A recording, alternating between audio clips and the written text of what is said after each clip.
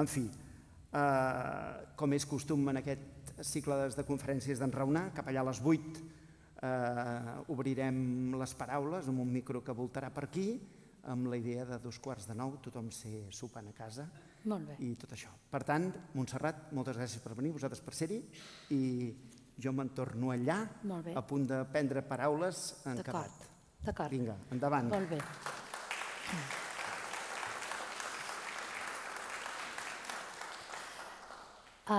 Primer, moltes gràcies a les entitats que avui ens han convidat a parlar de tot aquest tema aquí. Ho agraeixo molt perquè crec que, a banda de la feina que fem, que a vegades és una mica feixuga, t'avala una mica també, tot el dia anem amb els Excels i els no sé què, i els models, i els... Bueno, hem d'explicar-ho, no podem quedar, diríem, tota aquesta informació, ni tot el que pensem, ni tot el que discutim, ens ho hem de quedar nosaltres, sinó que hem d'explicar. Hem d'explicar com ho veiem, com ens sembla que hauria d'anar. I també el que us he de dir és que, molt bé no va. Això ja us ho avanço, però, en tot cas, intentarem explicar què es podria fer per anar una mica millor, tot i que costa.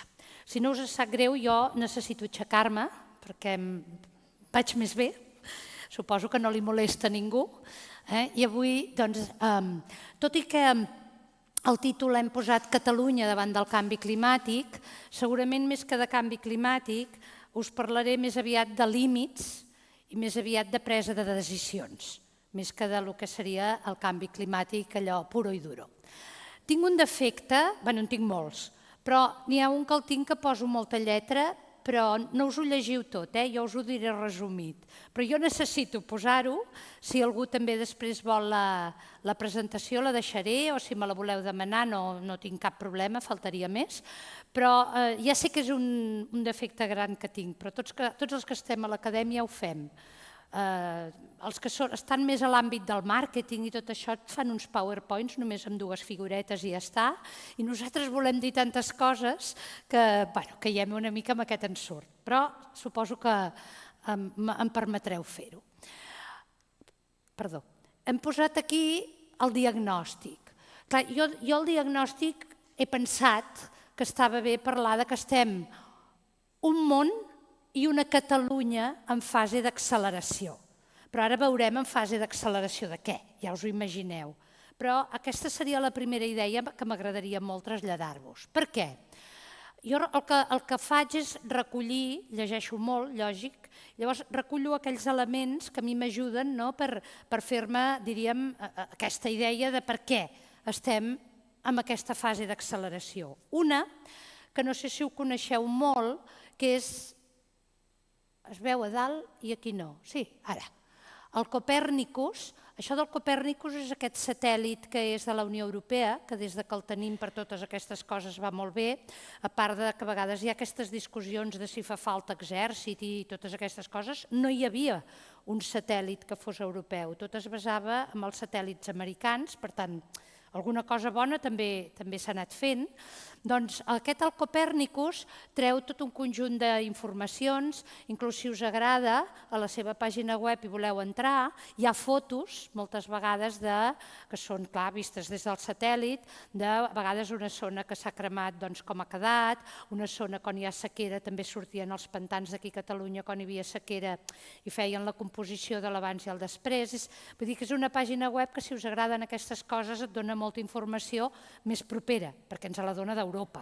Ja no és tant d'Estats Units i món, encara que alguna cosa també, però bàsicament és Europa.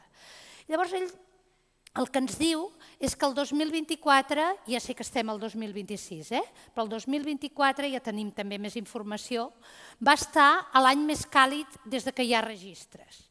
I això que es va arribar a l'acord de París que hauríem d'intentar no sobrepassar el 1,5 graus de mitjana, doncs almenys a Europa i en algunes parts es va sobrepassar per primer cop aquest llindar que el tenim posat com a objectiu a l'acord de París. Què passa si nosaltres augmentem i passem d'aquest 1,5 graus? Bé, arribar-hi ja té molts efectes negatius. però si el sobrepassem, l'efecte de veritat que és devastador. Hi ha una pèrdua molt important d'espècies conegudes, de biodiversitat, però també, i això vull insistir, és l'impacte sobre la vida. Per què? Perquè a vegades pensem l'impacte sobre la vida de les espècies, perdoneu, i de la nostra vida, perquè després també us posaré dades de tot això. Per tant, no pensem que és un element que és neutre, sinó que sobre la nostra salut i sobre la nostra vida té un impacte molt important el tema de la temperatura. I què vaig trobar llegint totes aquestes coses? La NASA té un article llarg que de veritat és que està molt bé, que ell parla d'això, del wet bulb temperature, que és aquesta idea de la barreja entre la temperatura i el grau d'humitat. I ell el que diu és que a partir de 35 graus, perquè tu pots dir, jo els aguanto molt bé 35 graus, però és barrejat amb el grau d'humitat, en funció del grau d'humitat, si aquest grau d'humitat és molt elevat, resulta que és el límit crític de supervivència. Més enllà d'aquests 35 graus, en funció de quina és la temperatura, torno a insistir, el cos humà no es pot refredar mitjançant la suor. La suor és aquest mecanisme que ens refreda, però si no ens podem refredar, què voldrà dir? Que col·lapsarem. La paraula no és que m'agradi molt, però la idea és aquesta. Tenim falles orgàniques en poques hores. Dius, això ja és més sèrio. Perquè hi ha molta gent que moltes vegades té més al cap el tema aquest dels animals, que potser millor ells abans que jo. No, és que a nosaltres també ens toca. I aquest és el meu segon missatge amb aquesta diapositiva que us presento. I la tercera també és tot basat en dades que existeixen, que mentre el món també s'escalfa, a Europa, no sé si us ho heu mirat últimament, és que tot volem anar de pressa, sembla, i també ens escalfem molt més ràpid que altres zones del món. I entre ells, Catalunya. Catalunya, com us he dit, no Europa, Catalunya ja hem superat el llindar dels 2 graus, no de l'1,5, dels 2 graus. Ja l'hem superat en diferents moments. I ens situem en una regió que, a banda d'haver superat aquests 2 graus de temperatura, com bé ja hem viscut, que és tota la part de la Mediterrània, no només d'Espanya, també de les altres bandes de la Mediterrània, estem sotmesos a events extrems molt importants, inundacions, sequeres, que són molt importants i molt severes. I què passa amb tota aquesta situació? Que ens posa en una situació de risc. El risc que potser teníem fa uns anys, relacionat amb la temperatura i aquests events extrems, ara s'ha disparat, s'ha augmentat molt. I per tant estem en una situació de risc important, pot ser de manca d'aigua, també en una situació de pèrdua de sobirania alimentària molt important, que Catalunya ja no és plenament sobirana amb això, i a més, temes de salut pública. Les últimes dades, un informe que és molt interessant, i a qui li agradi, si us el voleu llegir, del Servei Meteorològic de Catalunya, que parla que als Pirineus, des de 1959, a l'estiu, la temperatura ha pujat 2,3 graus centígrads, als Pirineus. Per tant, us en podria dir moltes més. Jo he triat aquestes perquè m'ha semblat que eren adequades pel que avui anàvem a parlar, però d'evidència científica n'hi ha cada vegada més. I per tant, si tenim evidència científica, això que diem que estem en aquesta fase d'acceleració, no ens ho inventem, és alguna cosa que és certa. Què passa, doncs, mentrestant, a Catalunya, a Espanya, una mica ho he posat com a referent. Sabeu, o si no ho sabeu, doncs ja us ho dic ara, que les emissions de gasos d'efecte hivernacle, això suposo que ja ho sabeu, no només és CO2, també hi ha altres, i entre ells el metà, que el metà és pitjor que el CO2, però no entrarem avui a fer aquestes discussions. Llavors, les emissions brutes d'aquests gasos d'efecte hivernacle, tant a Espanya com a Catalunya, si us hi fixeu aquí tenim, a veure si em funciona bé, que no sé on el tinc, va cap allà, cap aquí. Ara, perdoneu, aquí El 2007-2008, si recordeu que vam tenir aquella fase de creixement, que després vam tenir aquella crisi econòmica tan forta, doncs clar, en aquella fase de creixement mireu on estàvem en temes d'emissions de gasos d'efecte hivernacle. Vam poder baixar? Clar, és que les crisis econòmiques passen factura econòmica, però esclar, des del punt de vista de les emissions diríem que són avantatjoses, si em permeteu dir això. Són bones des del punt de vista de les emissions perquè com que hi ha molta menys activitat diríem que hi ha moltes menys emissions. Des del punt de vista econòmic hi ha una reducció de creixement i el creixement i les emissions hi ha algun moment que hi ha gent que comença a treure algunes dades que ja s'ha desacoplat però està costant molt. És a dir, si tu vols créixer molt, fins al dia d'avui encara el que ho fem és a costa d'emetre molts gasos d'efecte hivernacle, ens agradi o no. I també la població, com més població hi ha, més consum hi ha, per tant, si hi ha més consum, segur que hi ha més emissions. I tot el consum energètic. El consum energètic, com a mínim, tal com el tenim ara, que sabeu que ve una part molt important també de la crema o de l'ús dels combustibles fòssils. Llavors veieu que sí que hi ha una resposta, que no és una resposta potser volguda, perquè és la crisi econòmica del 2007, però sí que hi ha una resposta i després, com a mínim, amb aquestes oscil·lacions que hi ha, s'intenta que, com a mínim, diríem, hi hagi aquestes dents de serra. Clar, aquí, què passa? 2020, la Covid. Llavors també veiem que moltes vegades, com hem aconseguit algun objectiu, tampoc és perquè ens hi hagi imposat, sinó que ens ha vingut, diríem, imposat des de fora. Aquí també veieu 2023. Les dades oficials del 24 i 25 no hi són, després us diré alguna cosa, no hi són d'allà on es treuen les dades oficials, que és l'inventari de gasos d'emissió, que són, diríem, les que fem servir oficialment, però després ja dic que també us he posat alguna cosa més. I aquestes són les de Catalunya. És veritat que aquí estan percentatges i aquí està en milions de tonelades de CO2 equivalent. El CO2 equivalent és la mesura que fem servir per posar tots els gasos d'efecte hivernacle. I es fa una equivalència entre el CO2, després el metà i tots els altres que hi ha. Us ho dic perquè si ho trobeu no és el CO2 pur, sinó que és aquest que també té en compte els altres. Llavors, què veiem? Potser és molt petit i no ho veieu, però el 2023, que és l'últim any que tenim dades oficials, perquè us feu una idea, a mi m'agrada sempre quedar-me amb un número, havíem baixat de les 40 megatones, que són les que veníem, el 2020 40, el 2022 40, també 40,59, 2023 vam baixar una mica, hi ha una mica de trampes per aquí, però bueno, és igual, a 38,36. Però us podeu quedar amb això, entre 35 i 40 megatones és el que anualment Catalunya emet com a gasos d'efecte hivernacle. Perquè després, quan diem el que s'ha de... els pressupostos, ja veureu que hem de córrer molt si no anem malament. La disminució. Aquí tenim una altra història. Els que porten tot això, que són aquests del panell climàtic, no sé si us sona això de l'IPCC, que és aquest panell del clima, que és el que ha anat traient tots aquests informes, doncs l'IPCC ens diu que la comparativa l'hem de fer respecte a les emissions que teníem a l'any 1990. Per això jo aquí, la primera que us posem és el 1990. Primera, no sé si sorpresa, el 1990 vam tenir 38,69 i us he dit que el 2023 38,36. Dius, ostres, han passat tants anys i en lloc de baixar encara estem al mateix lloc. Però bé, també han sigut anys que han sigut de creixement una mica desaforat i sense tenir en compte el tema d'emissions perquè encara no estava tan clar l'efecte que tenien. Primera idea.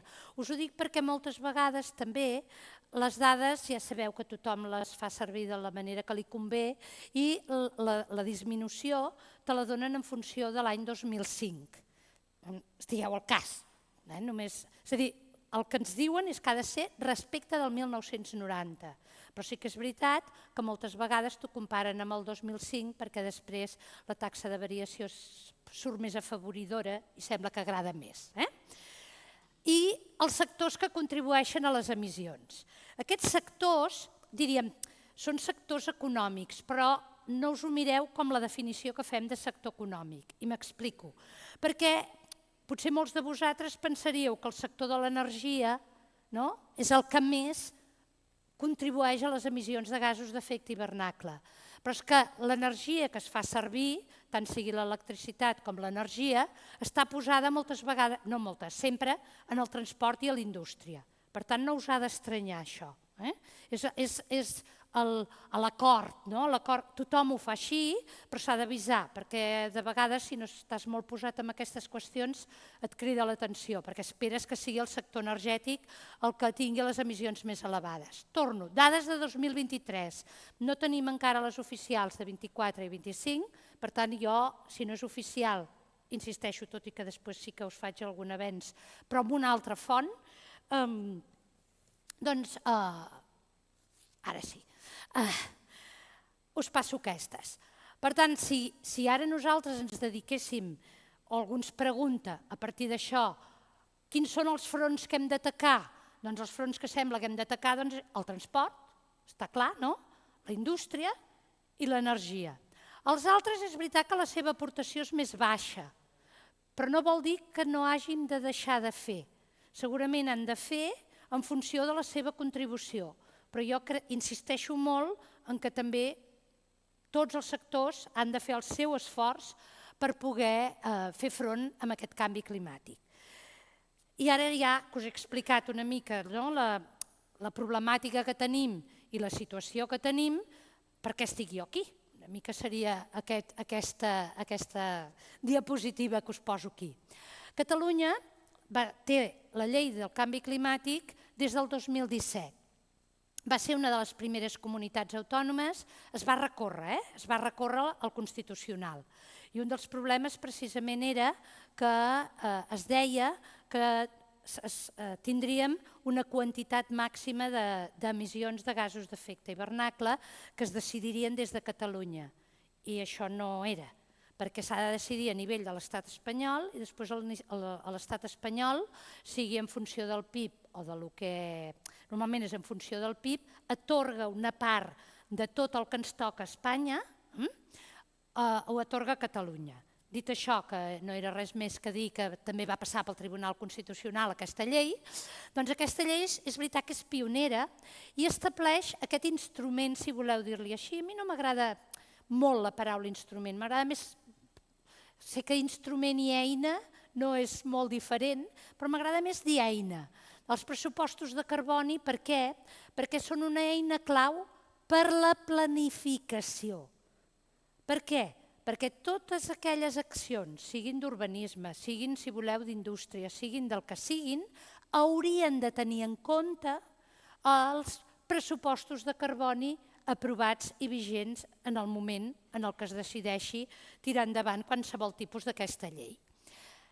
Un dels objectius que té aquesta llei, com us dic, és establir aquest màxim d'emissions que ens ha explicat abans el Vicenç de gasos d'efecte hivernacle. De la mateixa manera que nosaltres cada mes tenim una quantitat de diners a la butxaca i és el nostre pressupost, aquí la idea és que tenim una quantitat total de gasos. Si ens passem, ens endeutarem. Emetrem molt més del que ens tocaria. Si feu la similitud amb els pressupostos financers o econòmics, com vulgueu, jo crec que s'entén molt millor. Llavors, nosaltres això ho hem de presentar, aquest límit màxim d'emissions, de 5 anys en 5 anys, però s'han d'aprovar amb 10 anys d'antelació. La funció és, com us deia, integrar aquests objectius climàtics, per tant, aquest nivell d'emissions, a totes les polítiques sectorials, és lògic, perquè si no podríem dir, no sé, anem a fer moltes carreteres. Anem a fer moltes carreteres i que totes vagin amb cotxes que siguin amb combustibles fòssils.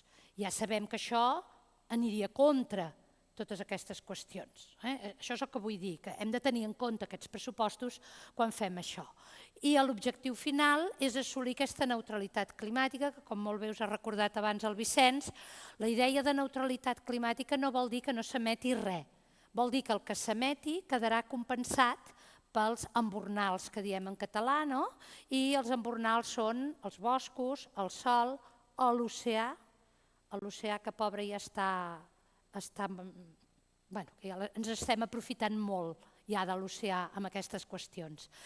També us he de dir, que no sé si en algun moment també ho tinc, però per si de cas, la Unió Europea ha aprovat, i ja ho ha aprovat, ha costat bastant, però ho ha aprovat, la neutralitat climàtica el 2050, però que com a conjunt l'any 40 hauríem d'intentar assolir el 90% ja de reducció de les emissions, que això està molt bé, que no ho havia dit. Només havia posat l'objectiu fins al 30, que era del 55% com a mínim, però no havia dit res més.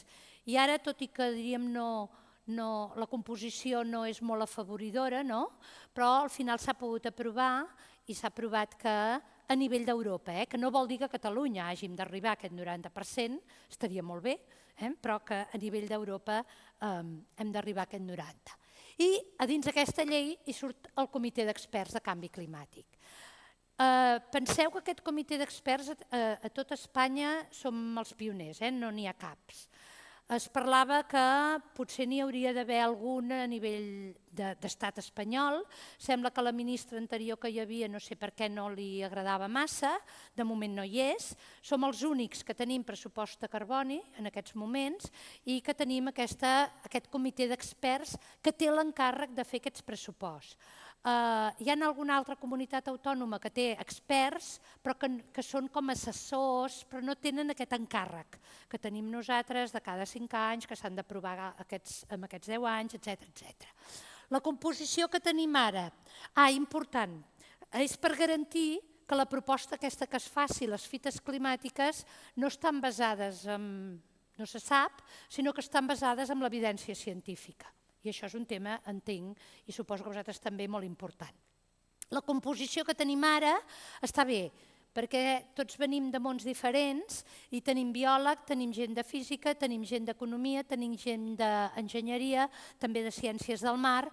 Vull dir que la composició final, que ens va costar molt arribar a ser el 7, ha sigut allò que diuen del sangre, sudor i làgrimes, doncs us puc assegurar que va ser així, però està molt bé perquè les discussions que tenim són molt enriquidores.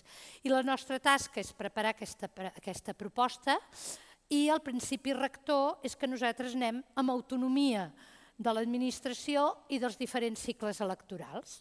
Hem dit, per tant, que tenim un pressupost de carboni, que nosaltres l'hem hagut de presentar, us ho explicaré després, que és aquesta quantitat total d'emissions, com a mínim havia de ser pels períodes quinquennals. Ho vam presentar l'any 24, des de l'any 19 que estem nomenats. No us explico per què s'ha presentat el 24. Si voleu, algun dia ho farem, però no ha sigut per manca de ganes. Hem tingut problemes de tots els tipus que us podeu imaginar i més, que en molts moments els que quedàvem vam dir marxem perquè no ho podrem fer. Al final hem sobreviscut i els hem presentat. Esclar, del 21 al 25 ja havia passat perquè els vam presentar el 24, però els vam voler presentar. Llavors vam presentar del 25 al 30 i del 30 al 35, perquè amb 10 anys d'antelació érem el 25, per tant havíem de presentar aquests. Això ja us ho avanço. Però això és a nivell mundial. Si a nivell mundial, imagineu-vos, a mi aquesta imatge m'agrada molt, perquè és allò, el rellotge de sorra, que tu potser pensaries que tota la part de dalt encara està plena de sorra. És a dir, que tu encara pots emetre molt. No.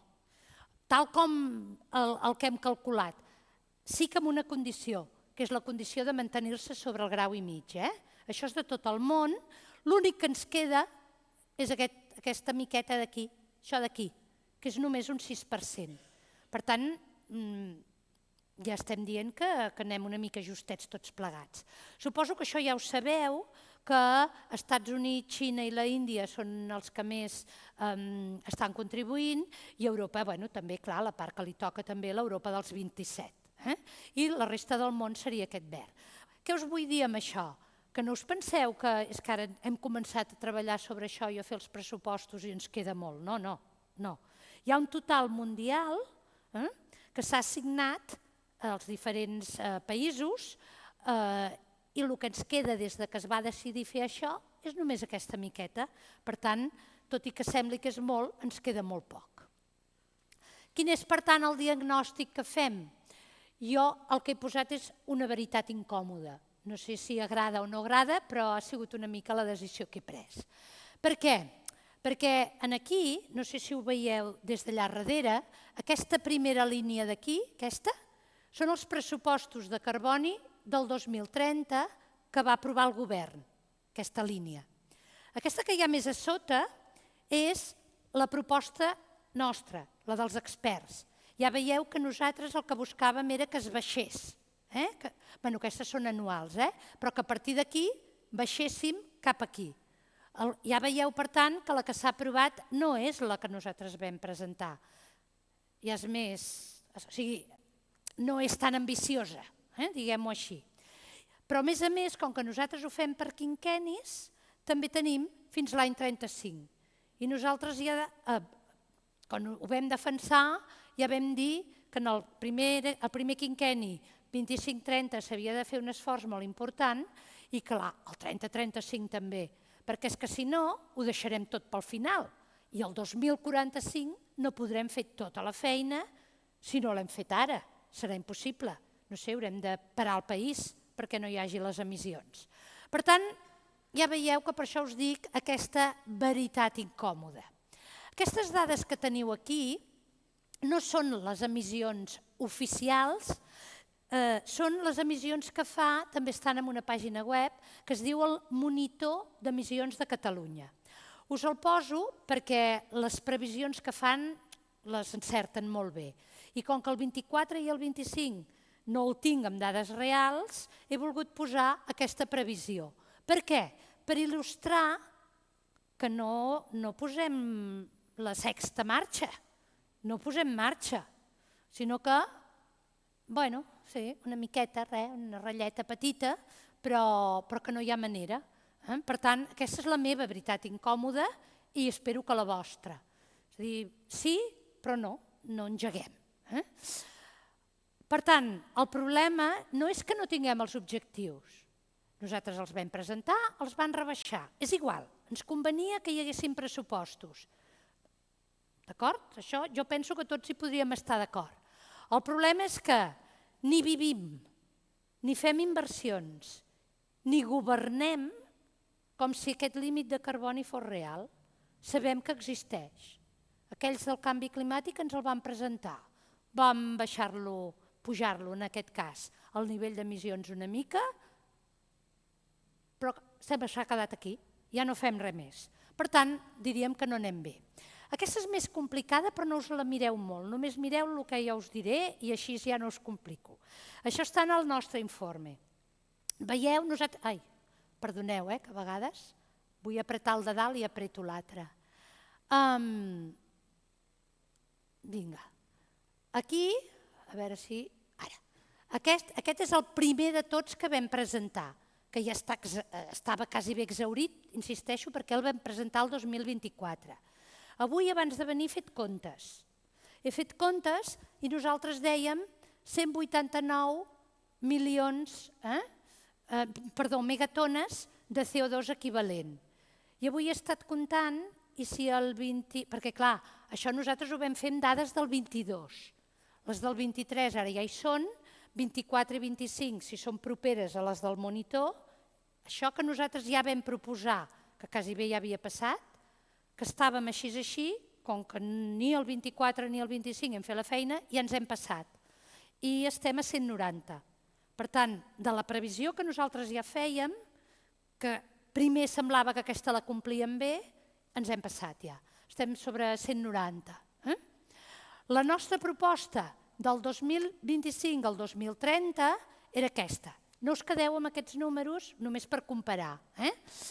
I la del 30-35 era aquesta d'aquí, 79,8. Si seguim amb el mateix ritme que hem seguit del 20 al 25, el 2029 ens haurem menjat tot ja. Tota aquesta quantitat de gasos d'efecte hivernacle que nosaltres havíem distribuït fins a l'any 2050, ja ens l'haurem menjat absolutament tot a l'any 2029. Jo us vull insistir en això, que no no sé com ho farem. Bé, clar, sí que sé com ho farem. Diran, passem això i ara ho ampliem i seran més grans i continuarem emetent i ja veurem què passa després. Però aquesta, insisteixo, la nostra proposta, això us ho deixo per si a algú li interessa, i també teníem fins al 2050. Des del 2021, que nosaltres hem proposat, fins al 2050, aquesta dada sí que m'agrada que us la quedeu al cap, 482. Per què? Perquè quan el vam presentar al govern, el govern les ha modificat, no són 133, ja ho veureu, són 161, perquè ells han fet com dues, no vull dir trampes, però ja ho he dit. Una trampa, només ens han presentat aquest quinquenni d'aquí. Només han presentat un quinquenni. Clar, si hem d'aprovar-ho 10 anys abans, havien d'haver presentat aquest i aquest. Doncs no, només van presentar i van aprovar aquest. Nosaltres proposàvem 133, ja ho veureu, ells han aprovat 161. Però, com que hi havia partits polítics que sí que sembla, estar a l'oposició té molts avantatges, moltes vegades, i sembla que amb ells ja els anava bé també apretar una mica, els van negociar que, bueno, va, us aprovarem el 161, però amb la condició que quan presenteu la resta, el topall màxim sigui aquest 482. I això us prometo que quasi bé és impossible, però us ho dic perquè ens han posat a nosaltres en un compromís. Aquesta tampoc la mireu molt, però sí que el de sempre. Què va fer llavors el govern? El govern, ja tenen maneres de... que no és cap crítica, perquè tothom presenta les coses, diríem, de la manera que li sembla que s'entendran millor. Però nosaltres, quan vam fer això naturalment, vam anar fent una projecció any a any. I teníem fins al 2050. Encara que ens diguessin que ho aprovéssim només els 10 anys, nosaltres la teníem tota feta fins al 2050. És que si no, no té sentit. No podríem haver dit quin era el global. Ells el que fan és presentar només fins al 2030. I nosaltres vam dir, bueno, però del 2030 al 2050 ja ho deveu tenir calculat, perquè si no, com sabrem que arribarem a la neutralitat al 2050? Bé, doncs no, tampoc, no és això. Van fer els seus càlculs només fins al 2030. Llavors, clar, si només mirem el 2030 d'ells i el 2030 nostres, hi ha diferències. I les diferències són aquesta que teniu aquí, que era la nostra, i aquesta que teniu aquí, que és una proposta nova que va fer el govern. Si comparem, ja veieu que hi ha 2 punts que són negres, no?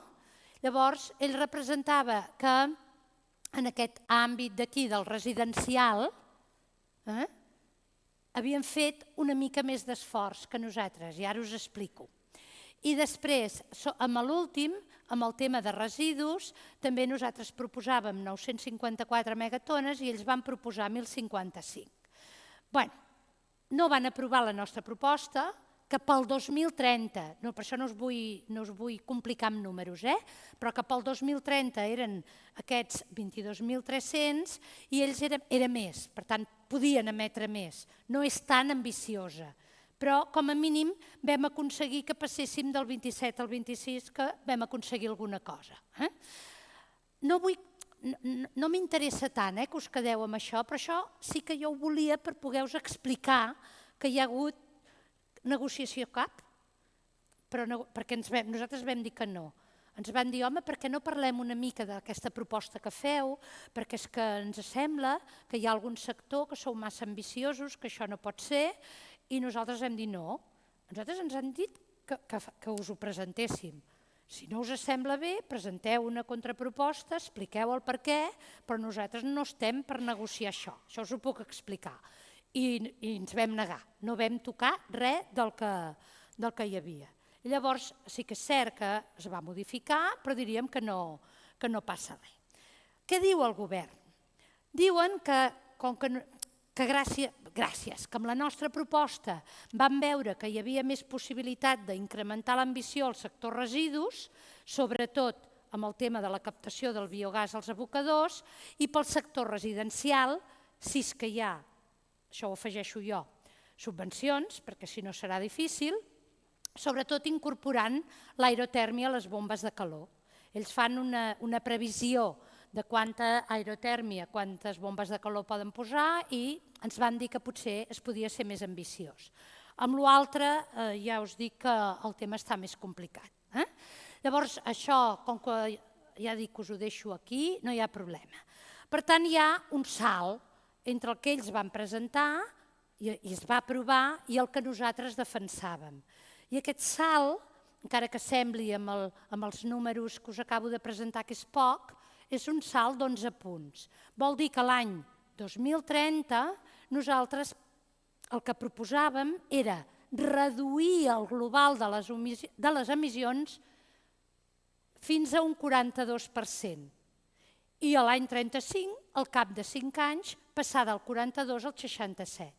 Clar, ja sé que és molt, però si hem d'arribar a reduir quasi bé el 7%, el 95% al 2050, ens hi hem de posar. No podem deixar-ho tot fins al final. Doncs aquesta proposta que nosaltres vam fer, com veieu aquí, no va acabar d'anar tot plegat bé. I al final el que s'ha aprovat el govern i el Parlament, aquí poso aprovat govern però també és el Parlament, el que va fer va ser aprovar una disminució en l'any 30 d'aquest 31%. Vol dir que amb el que nosaltres ja havíem proposat anirem coixos, com a mínim fins al 2030, d'aquest 11%. Però és que ja no us dic el que ve després perquè és que és com molt impossible, no sé com ho faran. Per tant, diríem que no tenim un problema de coneixement i això m'agrada molt dir-ho. Perquè el tenim, el coneixement, hem calculat, tenim un model específic per això, tenim gent que en sap molt i que ens expliquen tot el que calgui. Jo crec que tenim un problema de ritme, és d'aquest nivell d'ambició. Si has d'arribar a un objectiu, pots dir vaig a fer molt ara i al final, per si passa alguna cosa, no hauré de fer tant, o al contrari, pots dir ara no faig gaire i ja ho faré tot al final. Aquesta és la diferència que tenim. Que ells diríem que diu, o que pensen que ja ho aniran fent al final, si se'm permet, clar, és molt fàcil, si tu estàs 4 anys al govern, dius els que vinguin darrere ja s'ho trobaran. Jo crec que el tema és aquest. Però, clar, nosaltres això, com prenem les nostres decisions, això no ho tenim en compte. Nosaltres ho fem des d'un altre àmbit i enteníem que l'impacte que pot tenir sobre la societat el córrer molt al final serà molt gran. I com que serà tan gran, ja és molt important fer tota aquesta transició. Si aquesta transició, a més, amb el temps encara la comprimim, hi haurà molts col·lectius que segur que es veuran molt desafavorits. I per tant intentàvem amb el temps distribuir-ho de la millor manera possible. I també jo crec que hi ha un problema de valentia política, però això és opinable i tot el que és opinable es diu i ja està. Això és molt poca cosa, que ja ho ha dit abans també el Vicenç, que és aquest tema d'això dels embornals, perquè a vegades hi ha algú que no sap molt bé com va i us ho explico. No tot és emetre, sinó que també hi ha el sol, els boscos, l'oceà, que té capacitat d'absorbir CO2. Per tant, si jo n'emeto, sé que hi ha una part d'aquestes emissions que es poden absorbir. Llavors, això és el que se'n diu els embornals. I els que treballem amb això són les sigles en anglès, que ara no me'n recordo, és el land use, forestry i no sé què més, que és això, són els boscos, tot això, i en diem el LULUF i ens entenem així.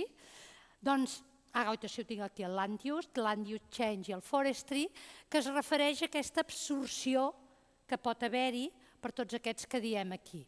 Clar, vol dir que si tu emets, podràs restar-ne uns quants que seran els que els embornals, perquè m'entengueu, xuclaran. El brut és tot el que tu fas i el net és quan hi ha restat tot això que els embornals hi han xuclat.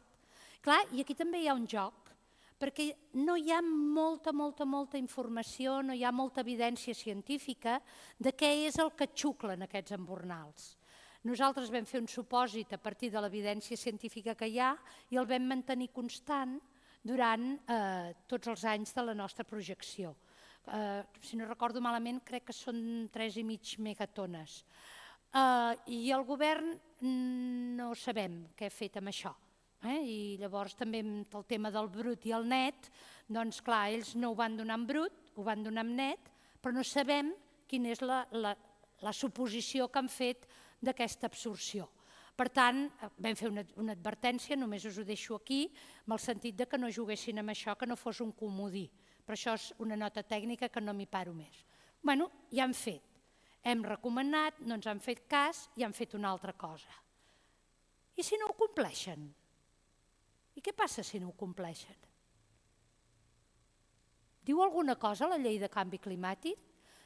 Ens diu, els que som d'aquest comitè, ens diu que hem de fer un seguiment anual sobre el que facin i tal, però no hi ha cap lloc que et digui que si no ho compleixen hi hagi algun tipus de, no vull dir penalització, sinó que voldria dir que hi hagués, diríem, alguna conseqüència. No hi és. És clar, llavors, el dia que el vam presentar, quan els partits polítics estaven ells discutint a veure si ho aprovaven, no ho aprovaven i tant, vam insistir molt en això. Home, podem aprovar, però sobretot que pels governs que vinguin després hagin de complir-ho. Això encara està discutint-se. Ens van dir que sí, que volien canviar la llei en aquest sentit, però la llei no s'ha canviat encara. Per tant, a mi aquest és un tema que em preocupa molt. Primer, que si no es compleix què passa, però que a més, a totes les polítiques que es facin, i ara us vaig a posar l'exemple, l'ampliació de l'aeroport.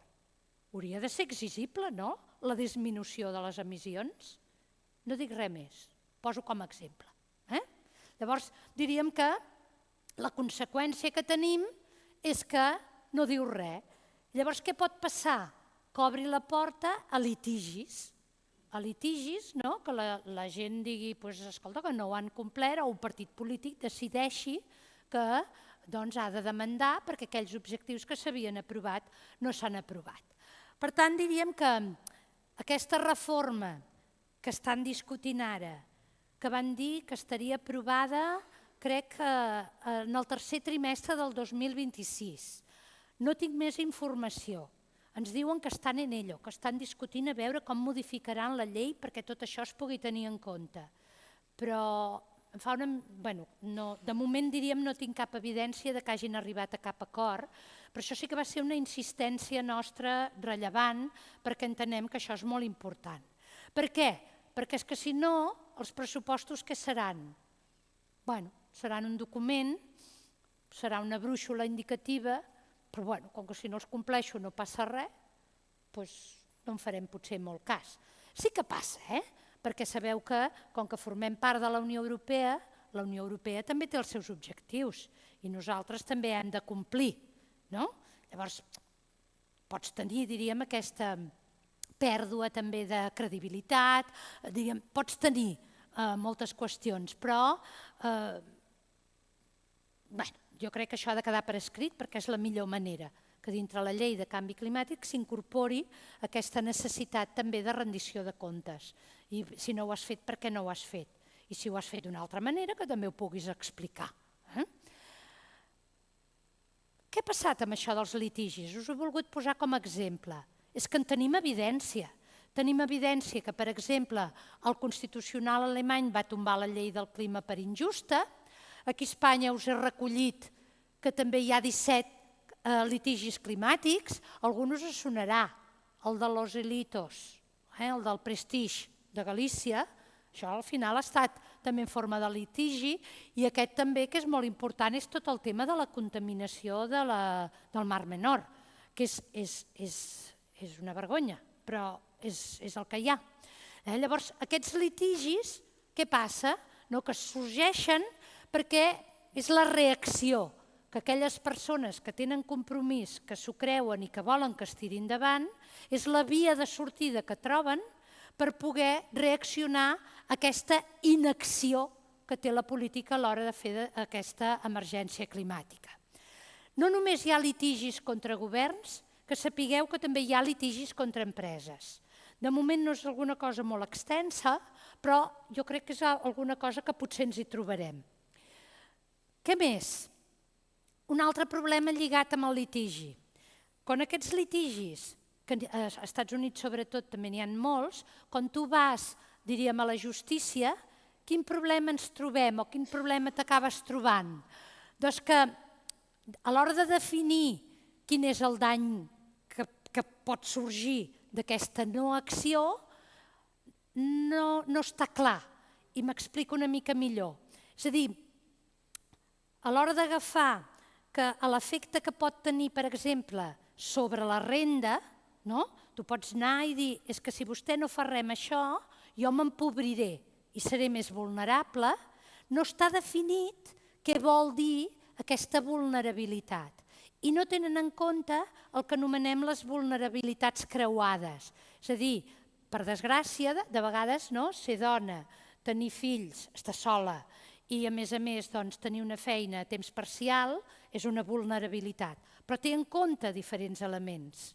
Llavors, quan hi ha aquest tipus de litigis, diríem que els jutges en aquest moment no tenen en compte aquestes vulnerabilitats creuades.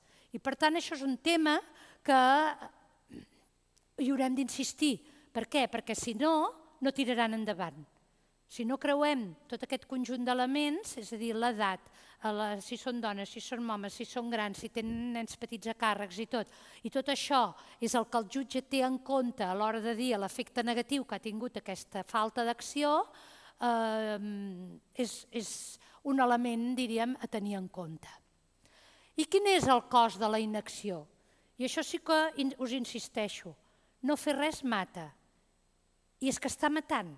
Vol dir que mata directament el canvi climàtic? No, però hi ha gent que segurament viuria més anys i per tots els problemes que pugui tenir de tipus respiratori, moltes vegades també d'altres tipus, segur que si hi ha algun metge aquí m'ho faria explicar més bé, però sobretot de tipus respiratoris, et mores abans. Per tant, això ho hem de tenir en compte. No és que si no fem res, bueno, mira, ja els que vinguin darrere ja ho arreglaran. No, és que a nosaltres ja ens toca. A nosaltres ens toca, per què? Perquè té impacte, per exemple, de les morts per calor. Si tu pugen la temperatura molt, el que us deia abans, si barreges humitat i temperatura, com us he dit al principi, clar, això hi haurà un moment que col·lapsem. Llavors això s'ha de tenir en compte. I us he posat, quan us ho poso així és perquè jo no m'ho he inventat, jo ho he tret d'informació que surt, siguin articles acadèmics, sigui informació general. Però a més, no és només el tema de la salut, també hi ha pèrdues econòmiques. La factura del canvi climàtic a Catalunya, 6.000 milions d'euros en pèrdues a Catalunya el 2029 per la calor extrema. Això va ser un informe que va fer el Banc Central Europeu, que no és sospitós de res, no és cap grup de quatre bojos, no, és el Banc Central Europeu amb la Universitat de Mannheim. I van alertar precisament sobre el cost macroeconòmic d'aquesta crisi climàtica. Per tant, a Catalunya, això que està subratllat per si algú vol després hi ha el link, les onades de calor extrema, com les que van colpejar al juliol i a l'agost, a part d'aquests 6.000 milions que tenim aquí, van significar pèrdues de 1.000 milions amb el valor afegit. No les globals, sinó amb valor afegit. I a mitjà termini, l'any 2029, aquesta xifra es diu que podria pujar fins a aquests 6.000 milions d'euros, que coincideixen però no és el mateix. Aquest és sobre el valor afegit i aquests són totes les pèrdues econòmiques. Com passa això, els economistes intentem posar un preu, que el traiem de molts llocs, les morts, el no sé què, el no sé quantos, sumem tot allò i al final ens dona un valor econòmic. Per tant, no fem res, escolta, no passarà res, no. No. No fer res és com amb l'aigua, que et diuen, bueno, ja vindrà quan vingui la sequera, no fem res. No, és que hi hem de posar diners, perquè és que si no fem res potser n'haurem de posar 3 vegades més. Aquesta és la idea, insisteixo, que us volia traslladar amb aquest. Crec que ja acabo. Un altre element, mata, insisteixo, però no tots tenim la mateixa responsabilitat, perquè estic segura que molts de vosaltres ho heu pensat. Ostres, és que jo ja intento fer tot el que puc. Però certament, no tots tenim la mateixa responsabilitat. Aquí us ho he posat, també. Les 180 companyies principals emissores de CO2 són les que fan que pugi més la temperatura. No us les he posat totes, però ara no hi entraré, però com que sempre em sembla que hi ha algú que li interessa saber quines són, doncs ja us ho he posat aquí. Bàsicament són les que estan focalitzades amb el carbó. Exxon, Chevron, Gazprom, Aramco, Petrolis d'Iran, també, la Shell, Pemex, totes aquestes són les que fan, aquestes 180, que hi hagi aquestes onades de calor tan important.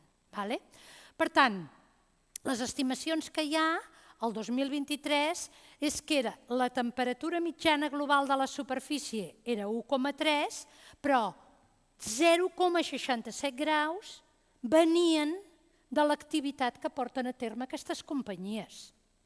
Les tanquem? Les tanquem. 2, hem dit les companyies, però 2, què més?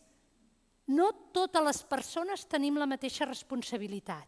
Aquí també us he posat l'article, que és un article del Nature Climate Change, que el 10% de la població mundial, de la més rica, el 10% dels més rics, és responsable dels 2/3 de l'escalfament global observat.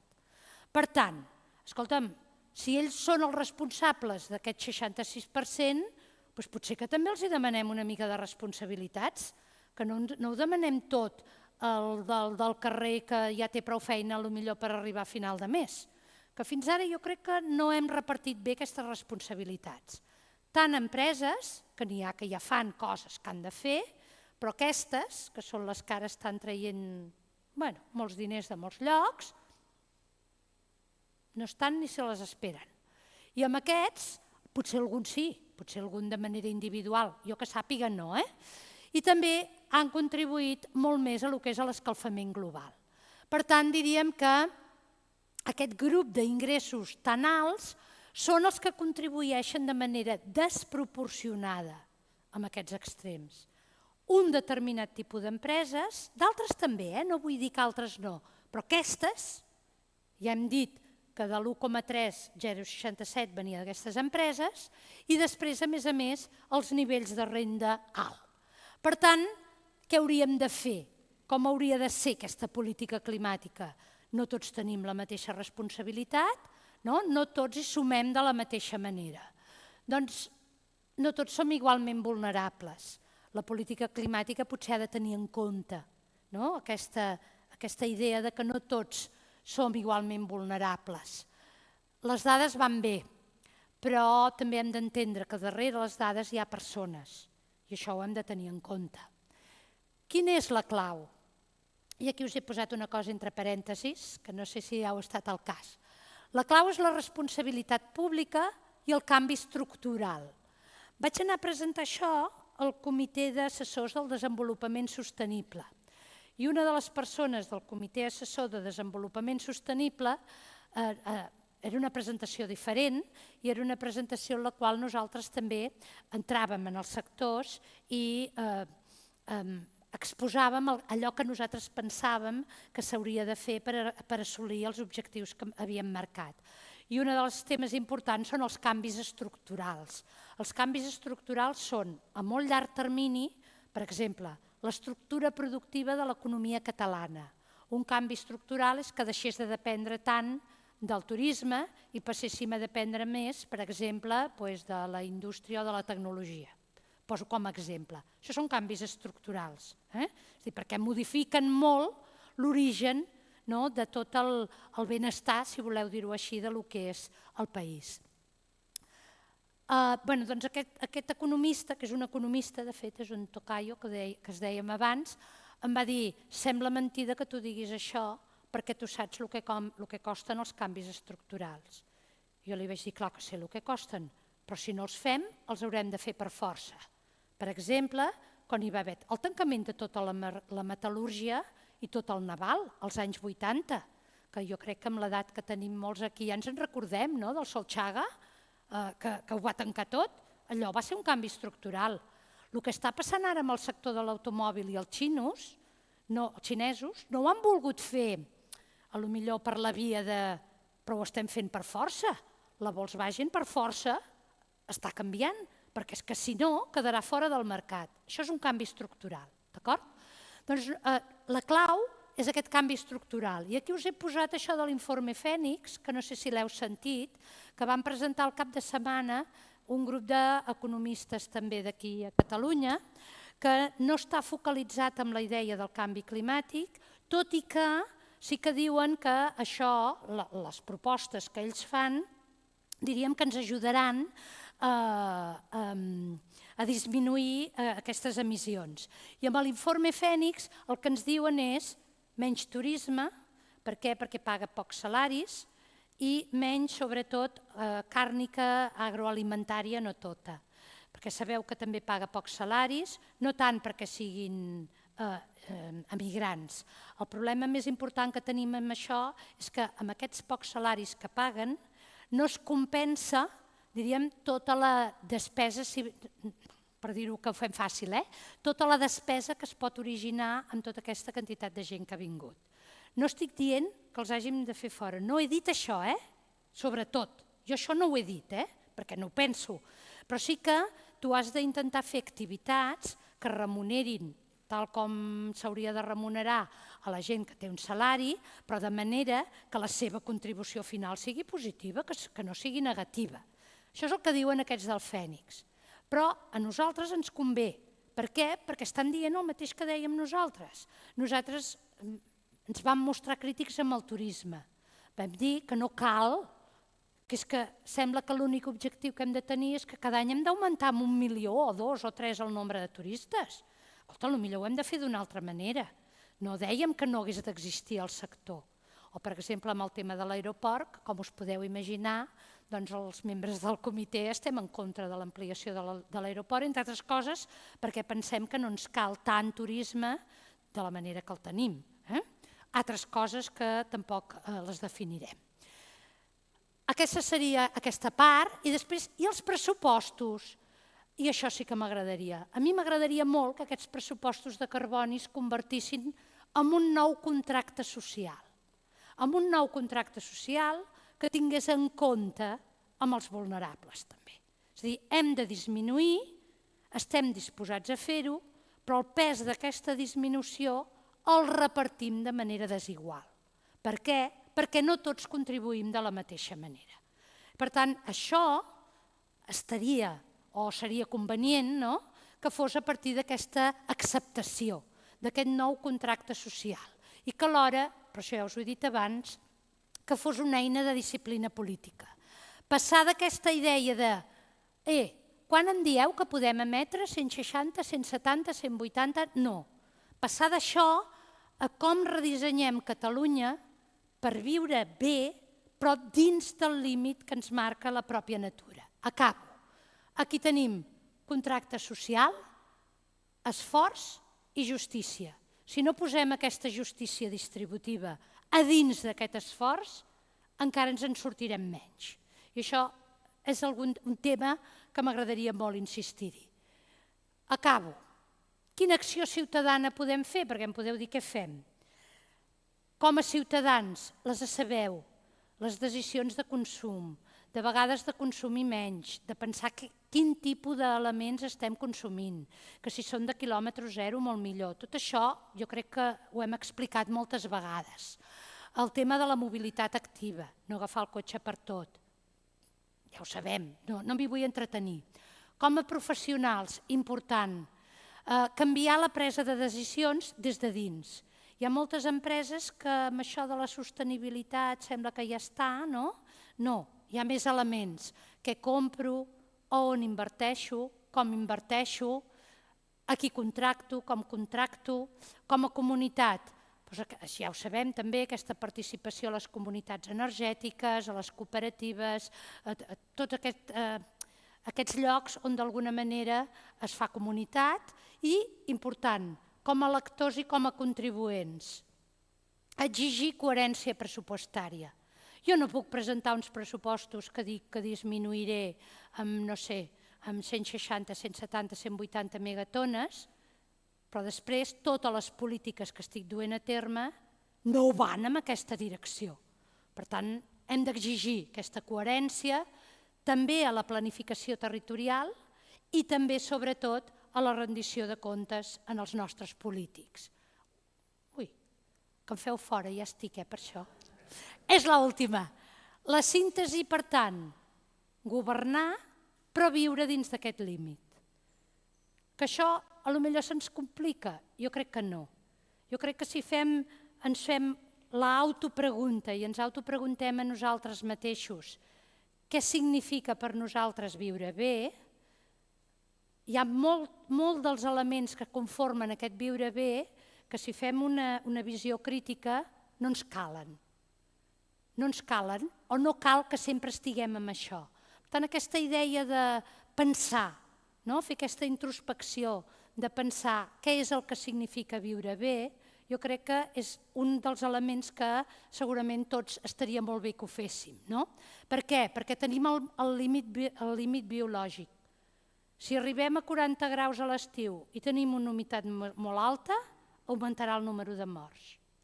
I potser jo sóc la primera, no ho sé, però és un risc. Per tant, això s'ha de saber. Els pressupostos de carboni els hem de fer servir. Que paguem perquè ara emetem i m'han posat un impost sobre el cotxe perquè és que és la manera que tenim de canviar comportaments. Si no fem servir les eines que tenim de preus, d'impostos, tot això, no canviarem els comportaments. I després aquest contracte social, aquesta idea que ens afecta a tots, però de manera diferent, que afecta més els vulnerables. Què farem per ells? Potser nosaltres arribem a casa i podem posar l'aire condicionat, però potser hi ha molta gent que no pot posar l'aire condicionat. És una preocupació, que és veritat que ens lliga amb altres problemes que té la societat, però també ho hem de tenir present, que la solució no és només aquesta.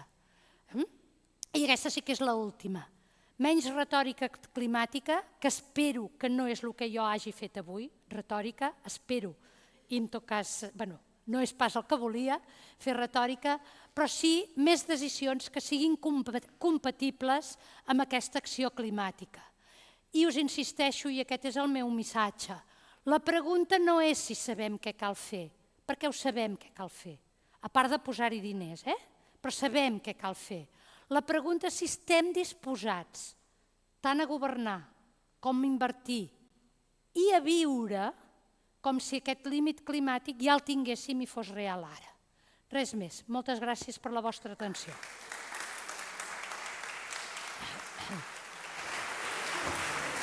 Bé, doncs, moltíssimes gràcies, Montserrat. Caram, ens has deixat instruïts i espantats alhora. No, jo no vull espantar ningú, no vull espantar ningú. No, això sí que no. Doncs espantats no. Conscienciats. Ens queda un quart d'hora, segons hem dit, i no sé si ja hi ha aquí preguntes. On és el micro? La Teresa el va passant. Has parlat de la salut, de que mata, i encara no hem parlat de les migracions que comporta. Les migracions climàtiques és un dels molts efectes que també l'estem notant. Hi ha parts senceres del planeta que ja no s'hi pot viure. En fi. Sí, jo que em dic Santi Coutura, som del CAPS, Centre d'Anàlisi i Programes Sanitaris, també estem al Parlament de Catalunya, també tenim una taula de treball i 40 anys d'història el CAPS té i nosaltres 26 com a associació de malalts químics. Montserrat, nosaltres sí que anem al Parlament de Catalunya i portem els experts. Durant hores estem tancats i els hi diem què passarà amb el tema del canvi climàtic, les morts prematures, sense fer alarmisme, i els nostres governants miren cap a un altre costat. Estem parlant de governança. Ens preocupa molt el canvi climàtic, així estem amb els grups ecologistes, però a més, quan portem experts durant hores, els expliquem en diapositives quina mortalitat hi haurà o quan tenim un índex de contaminació en l'àrea metropolitana, quanta gent entrarà a urgències, i l'índex de càncers i malalties ambientals, que ara estan de moda, doncs no fan cas i això ens preocupa molt. Aquí, a Brussel·les i a tot l'estat espanyol. O sigui que la llei de canvi climàtic ens queda molta feina per fer i no hi ha aquesta voluntat política que tu estaves comentant. I aquest fre ens porta a que la població no reacciona, tenim un Vallès molt contaminat, moltes indústries deixades a la mà de Déu, cada 2 per 3 algunes crema i algunes estan controlades, estem parlant d'incineració, portem 5 anys treballant en una nova llei de residus i encara no tira endavant. Hem paralitzat la incineració amb una moratòria, estem parlant de fer un porta a porta amb el tema de residus, des del constructor o la persona que fa l'envàs fins a què fem amb les restes. Ens queda molta feina per fer i crec que la població no està suficientment informada per lo que sigui, perquè no hi ha mitjans, perquè no hi ha gaire voluntat i aquesta falta de proposta per part del govern d'explicar el que està passant ens porta amb això. O sigui que tindrem aquest 2050. Quan parlaves del tema del canvi climàtic 2030 i 2050 i tal, i les indústries contaminants, aquí hi ha un monopoli d'aquest tema. No em vull allargar perquè hi ha moltes més intervencions, però felicitats per la ponència. Gràcies. Gràcies. Sí, algú vol fer pregunta. Sí, no, a veure, preguntar, jo personalment no en tinc cap. Vull dir, vinc del món de l'ecologia, soc arquitecta ambientalista, soc regidora perquè el meu origen ve de l'associació ecologista que tenim a Llinars del Vallès. Moltes coses que tu has comentat, jo ja fa 20 anys que ho vaig dir en el ple municipal, perquè hi ha el famós estudi dels límits del creixement, que ja establia moltes coses i se'n van quedar amb cara de què diu aquesta boja. Jo al final he arribat a la mateixa conclusió, és a dir, és un tema de voluntat política. Com ho has dit, tenim el coneixement, ara ja realment, després de 20 o 30 anys de coneixement acumulat, cosa que està molt bé, és molt satisfactori, ara ja és un tema d'acció i de voluntat política. I no hi és. I és molt greu. I, per exemple, des de la meva experiència com a regidora en un municipi, crec que es podrien fer moltes coses en un ajuntament, perquè és la institució més propera a la ciutadania. I hauria de demanar des del Parlament de dir, escolta'm, directrius per als ajuntaments, què ens toca reduir a cada municipi. Hi haurien moltes eines si hi hagués voluntat política. Jo crec que en els municipis s'han fet moltes coses, per això. Bueno, sí. En l'àmbit municipal hi ha molts municipis que han fet... Bueno, el porta a porta, per exemple, perquè no han tingut més remei perquè Europa ha determinat que... A veure. I una cosa que volia dir, sort que estem a Europa, de moment. Hi havia una Europa de fa 20 anys o tal que era més sensible. Ara veurem com canvia aquesta Europa, perquè sort que estem en aquest àmbit legal europeu. És que arribar a això és un esforç. I com que al final el que ens estan demanant és un esforç. I no tothom està disposat a fer aquest esforç. Jo crec que part del problema que tenim és aquest, no? Per molt que ho expliquem, per molt que diguem, de vegades dius, escolta, ja ho arreglaran, no? Aquesta idea de ja ho arreglaran. Em va molt bé l'exemple dels residus. Se m'ha parat. Però no se sent? No se sent. Jo et sento, clar. Perdó. Se sent. La sentiu o no? Bueno, perquè tinc un to de veu alt, em senten. No, que dic que per mi el tipus d'anàlisi que faig és que tot el que ens costa d'alguna manera. Els canvis de comportament que hem de tenir per intentar assolir aquest tipus d'objectius, com que ens hi hem d'esforçar, hem de canviar el que fèiem fins ara, si no tenim algun tipus de recompensa, al ser humà li costa. I està costant molt que la gent vegi la recompensa. Llavors, per això insisteixo tant en el tema de la salut, perquè el de la salut és el que veus més proper. Tots els temes de la zoonosis, tot això que diem ara, és que cada vegada segurament n'hi haurà més de totes aquestes pandèmies i tot això que passa. Si aconseguim d'aquesta manera que se'ns entengui i comencem a veure, cuidado, que això ens va sobre la salut, potser estarem disposats a fer aquest esforç i aquest canvi de comportament que ens estan requerint. Perquè quan tu parles amb una empresa, moltes et diuen no, ja estic fent, però qui m'ho pagarà això? I sempre penso el mateix, dic, tot ho hem de pagar? Tot hem de buscar l'incentiu perquè canvis el comportament cap allà cap on volem? I al final acaba sent això.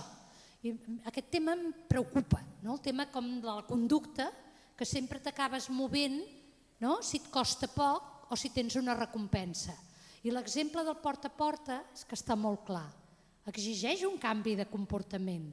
I exigeix aquest canvi de comportament important i la gent no percep el benefici, perquè no ho hem explicat bé, potser. No ho hem explicat bé. Llavors, com que no percep el benefici, diu ara aquests m'estan fent això del porta a porta per tocar-me els nassos. I em sap greu utilitzar aquest llenguatge, però ja sabeu que ho faig per ser planera. Per tant, hem d'intentar fer aquest esforç d'explicar i de dir, els que més o menys ens ho creiem una mica tot això, que hem de canviar aquests nostres comportaments. Quantes vegades ens trobem a l'hora de llançar el residu que un plàstic allà a terra que només havia d'aixecar el braç i tirar-ho dintre el contenidor de plàstic? Clar, nosaltres ja estem convençuts, a nosaltres no ens ho han de dir, però potser hem d'insistir que al final el benefici és per ell, però també per tots, però per ell també, que sembla que ara tot té que ser molt individual, no? Doncs per tu també serà aquest benefici. I jo crec que si no aconseguim això és el que ens està fent que ens costi tant, perquè si no comencem per la base, l'altre, tal com diem, que la voluntat política és que hi ha molts interessos i el sistema està bé d'aquesta manera. Per exemple, els del ciment que deien no, si nosaltres ja ho fem, però em va fer... Clar, jo vinc del món de l'economia i lògicament hi ha arguments que em sobten més. Em va dir, és que no hi ha demanda pel ciment reutilitzat. Diu, si no hi ha demanda, jo ara per què m'haig de posar a fer aquest ciment? Bueno, em va fer pensar. Potser si un dia m'haig de fer una casa diré que vull ciment d'aquell. Però si ningú em diu que el problema és que no hi ha demanda, potser és un exemple de tonto, ja ho sé. Sí, això ho sé. Però clar, necessitem que tot això es vagi acabant d'estendre com taca d'oli. Però costa molt, ja ho sé que costa. I tot el que et requereix aquest esforç, i això és... I quan hi ha un altre problema importantíssim, com és el de l'habitatge. Clar, si algú no té un lloc per anar a dormir, li diràs que després, clar, arriba aquest moment que us deia d'aquest tema de justícia climàtica, no li puc demanar a aquell pobre que no faci servir aquell plàstic i que no sé què, perquè dius, pobre, si no té ni un sostre per viure. I hem de ser una mica amb això, una mica curosos, pensar-hi, i com a mínim el que podem fer nosaltres fer-ho, jo és el que intento fer almenys. Hi ha alguna pregunta? A veure...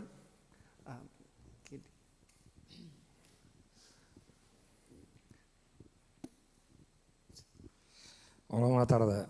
Ja ho va dir, continuant amb el que has dit, Jean Godall, aquella que estava amb els micos, en una conferència a Barcelona ja va dir que el petit detall quotidià de cadascú és el que salvaria el món. El petit detall quotidià. El petit detall quotidià. Per exemple, si surts d'un lavabo, apagar la llum. Encara que sigui un bar, un restaurant. És un exemple. Sí, ho entenc. Però jo soc una mica pessimista. Antonio Guterres ja ho diu.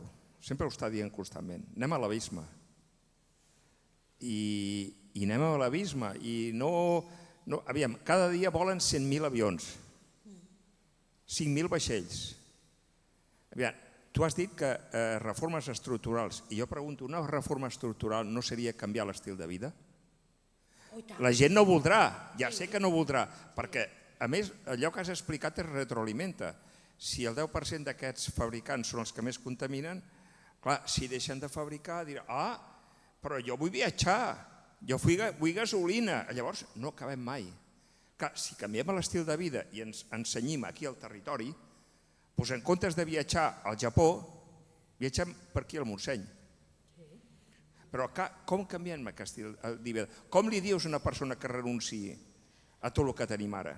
És complicat, és que és l'única solució que jo veig. Els hi pugem els preus dels bitllets d'avió i aniria molt bé. El low cost ha sigut el pitjor invent que hem tingut en aquests últims anys a l'economia en general. Això dels vols, aquests low cost, no? Tant els vols com la roba, com tot. El low cost en general ha sigut una desgràcia. Tot això és insostenible. I després una altra cosa que he sentit a vegades que és unes màquines que s'estava investigant que podrien absorbir tots aquests gasos d'hivernacle. S'està continuant treballant amb això? Sí, això no hi ha entrat. Això és les tecnologies aquestes d'absorció que diuen. No està molt, molt, molt avançat. S'hi estan posant molts diners. S'hi estan posant molts diners. Però encara no acaba de despegar, que diríem, si fem el símil amb els avions. Però ha avançat molt des de fa uns anys, però encara no és la solució. És això que diuen del que amagatzema, el carbon aquest storage, que és el que amagatzema carbó. Però clar, això tenim un mal exemple, que és el que va passar davant de les costes del Castor. Allà la idea era amagatzemar, però allò o no es va fer bé, no va sortir bé, el que fos. Però potser la idea no era tan descabellada si les coses s'haguessin fet bé. Segurament també hi ha un tema de costos en tot això, però com us dic, és pitjor no fer res. Però sí que jo no estic tan pessimista, perquè s'estan posant també molts diners en totes les tecnologies aquestes d'absorció i espero, desitjo que això acabi funcionant bé. I jo també, el símil que ha posat vostè del Japó el vaig posar fa poc a una conferència i també vaig dir no cal que aneu a Japó, podeu anar aquí a la vora que tenim coses molt maques per veure. Jo això també ho faig servir. Entenc que hi ha molta gent que el seu benestar passa per això. I això també ho hem d'entendre i ho hem de respectar. Però llavors hem d'exigir que almenys siguin curosos amb la cultura que van a visitar, és a dir, que no fem desgràcies després, perquè també al final acaba passant això, que el turisme s'ha massificat tant que acaba destruint, diríem, tota la cultura que tu vas a visitar moltes vegades, les maneres de fer i tot això, i que com a mínim abans que volis pensis, A mi això em dona molt benestar, el benestar que em dona és més o menys que el que reporta de negatiu a altres. Jo crec que som capaços de fer això, però també entenc que hi ha gent que li agrada i que si vol anar a viatjar jo no li diré pas que no, però que ho pensi. Ara, anar cada cap de setmana, no sé, que agafes un avió i te'n vas per aquí a la vora, això ho trobo, per mi, és una de les pitjors conseqüències del... Sí, ho sé, del low cost. I perdona, acabo, i d'aquests que estem dient d'avions, hi ha un percentatge molt gran que són jets privats. I ho deixo aquí. Punto y aparte. Doncs... Amb el que dèiem abans, ja està. Bé, hem arribat a l'hora que ens havíem proposat. Ara que deies que el low cost ha fet tan mal, a mi pensava una cosa... No se'm sent? Sí? Bé. No. Volia dir una cosa, que és que un càrrec tan important com el que suposadament fa per les polítiques públiques la Montserrat i tot aquest Consell d'Experts, heu de saber que és una feina voluntària. Que a mi això em rellisca una mica perquè ja em fa pensar em rellisca, no anava a dir, em grinyola perquè això sol i els incompliments i la vagarositat, que d'això em fa pensar que això que és tan important, la política tendeix a relativitzar-ho, a ajornar-ho amb facilitat, no? I tu deies, hem fet una previsió, però no es compleix, i em fa pensar si tot plegat, doncs, en fi, a veure si la reforma de la llei del canvi climàtic, que dieu que hauria d'estar abans de l'estiu, serveix per imposar una mica més en tot això, més ambició de concretar-se, perquè evidentment tots personalment hi tenim un gran paper, però no un govern d'aquí ni el d'allà, és tot que si no es posa una mica en sintonia no tirarem endavant. I a vegades la gent diem, és que el planeta farà un pet, el que farem un pet serem nosaltres, més que el mateix planeta, que la natura ja es va adaptant, però a 50 graus no hi podrem viure. Però nosaltres a 50 graus no podrem viure. I és el que ens hauríem de posar al cap. Família, moltes gràcies, Montserrat. És complicat, però molt ben explicat. I moltes gràcies de